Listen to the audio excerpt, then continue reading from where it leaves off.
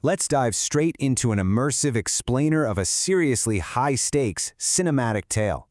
We're talking survival, shifting identities, and lethal court intrigue where literally one wrong step, one misplaced word, or even just the wrong facial expression means instant death. Seriously, picture this for a second. You wake up, your mind is totally hazy. You try to speak, but when you open your mouth, you hear this deep, magnetic male voice echoing out of your own throat. You reach up, and your fingers brush against an Adam's apple. You look down, boom, large, well-defined male hands. This is the exact, terrifying reality our protagonist, a brilliant survivor named Feng Jinge, wakes up to. She literally just fell into a pond, hit her head, and somehow, inexplicably, swapped souls with the most feared man in the entire empire.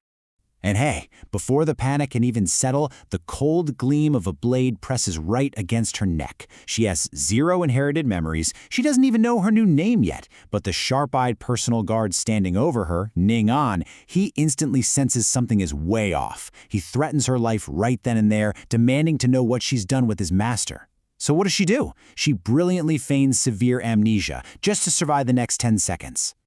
The clash, the true prince returns. So she's barely convinced the guards that she's suffering from memory loss when the actual, real danger shows up. The tension completely shatters as this stunningly beautiful woman in a pink dress just bursts into the room. Her eyes are filled with pure, murderous fury. But here's the kicker, you guys. This woman refers to herself as this prince. And that confirms the absolute worst nightmare for Feng Jinge. The original owner of this male body, the totally ruthless Regent Prince Xiao Jinghan, is currently trapped inside her original fragile female body. And oh boy, he is beyond furious. What follows is just a visceral, chaotic physical struggle. The ruthless prince, even though he's trapped in this much weaker female form, launches a deadly, all-out attack on his own body. The fight is so frantic, so desperate, that it literally brings the heavy wooden beams of the bed crashing down around them in a huge cloud of dust. And that finally forces a gasping, reluctant truce between the two. Now, standing before a bronze mirror, they stare at each other's stolen faces. It is such a brilliant juxtaposition. On one side, you have a cold, calculating tyrant forced to navigate the world as a sheltered young lady. And on the other, a quick-witted survivor who is suddenly burdened with the crushing, lethal weight of an entire empire. In that moment, they realize exactly whose skin they are living in. The charade, a dangerous game, begins. They quickly realize that to survive the immediate threats surrounding them, they can't just run out and announce what happened. No way. They must flawlessly play each other's roles. And I wanted to find what being the Regent Prince actually means here. It's not just some fancy royal title. As his own guard describes it, it's a mask of absolute, icy cruelty. His emotions never, ever show on his face, and just one glance from him could literally scare a man to death. For Feng Jinge, there is zero margin for error.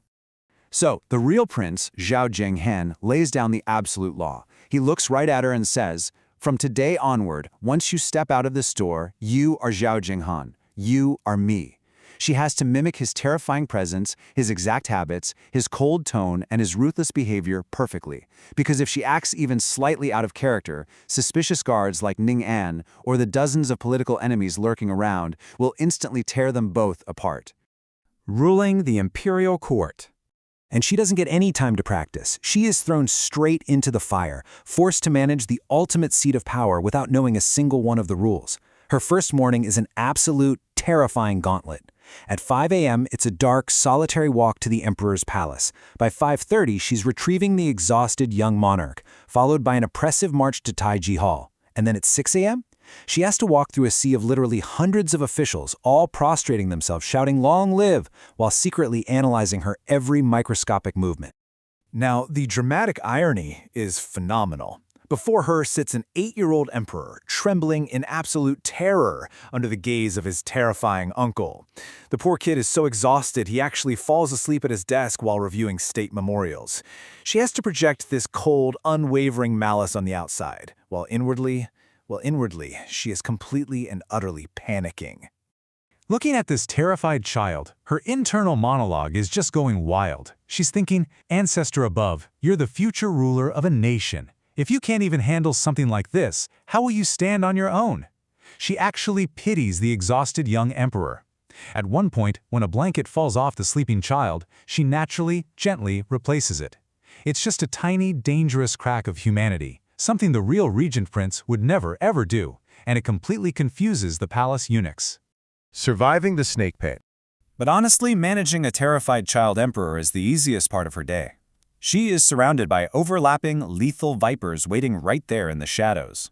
We're talking literal assassins striking her carriage in the dead of night, forcing her to bluff her way out using nothing but the prince's sheer aura of intimidation. Then there's the highly manipulative Empress Dowager, constantly testing her, just waiting for a single misstep. Plus, the prince's own hyper-vigilant guards who notice every single flinch. Oh, and an entire crumbling imperial court of treacherous officials just waiting to see if the tyrant has finally gone soft. So, the crucial question we are left with is this. When the stakes are literal life and death, and your only ally is the furious tyrant whose body you've stolen, how long can a fragile truce built on a lie actually hold? How long can this ultimate charade truly last before the crushing weight of the empire destroys them both? It's a breathtaking tightrope walk of deception, where one tiny slip means the end. Think about it. Could you survive a single day in someone else's skin if the whole world was watching?